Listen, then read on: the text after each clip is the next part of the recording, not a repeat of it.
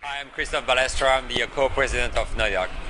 Can you talk a little about what your goals were heading into this sequel after all the success the second one had? Yeah, I mean it was kind of crazy. We had 2.7 million players on Uncharted 2. We were not expecting that. It was great for our first attempt, and so this time I think we're just trying on Uncharted 3 to bring the cinematic experience like more into the multiplayer. Like it was kind of like just. Before it was like, okay, you have a match and that's it. So this time you're gonna be able to start the game and be on trucks, jump from trucks to trucks, trying to like catch up with the plane that's about to take off, do some crazy things like that, or having buildings to blow up. I mean, like all those things and those cool cinematic moments we got in single player. We just want to really bring that to multiplayer.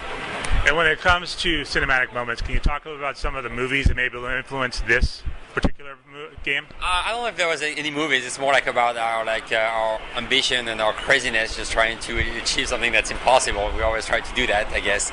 And it's like it's more like trying to take what we've done on Uncharted 2, take it to another level for the single player, and also bring that experience to the multi. So I think our biggest source of inspiration so far has been Uncharted 2, which is not bad, I guess. And we'll see where that takes us. How does being in Hollywood help you guys when it comes to building these types of games?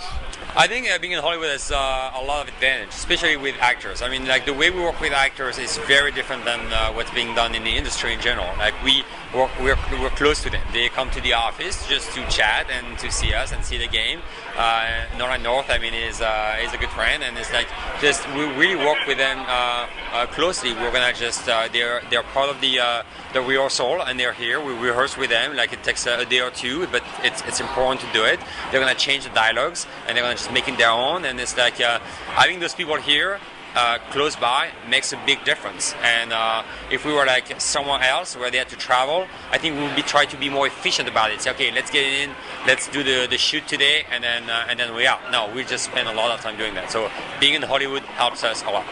How are you guys pushing performance capture, which was a really big part of the last game when it comes to this one? I mean, we got our new stage. We have an awesome stage. It's huge, and so it's our place.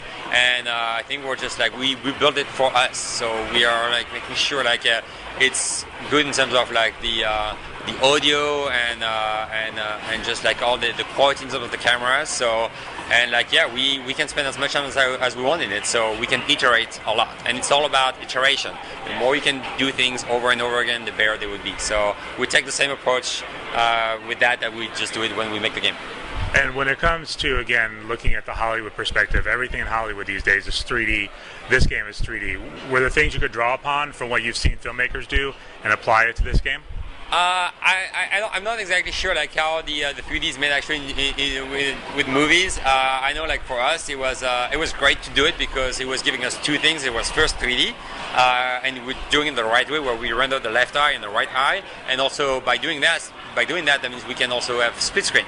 Because we render two screens, so okay, that's awesome. That means we can do split screen. So people have been asking for that. So I think we're just trying to do it. I don't want like to have 3D that's gonna be like in your eyes all the time. Just trying like just to make it subtle enough so that just people can feel it, but not too much, and not trying to abuse it. And just trying just to make it like something that feels nice, and yeah, and that's it. It's just trying to do it right.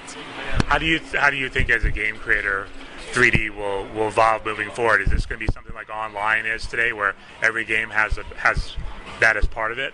I don't know. It's going to be interesting. I don't know how 3D is going to be evolving. I mean, there's a lot of things going on now with 3D. I think it's going to get more and more accessible. I think for us, I kind of like it. I mean, it's like just first we were like, I don't know, and then we tried it and we're like, oh wow, it looks very good. And so I think people are going to do that more and more.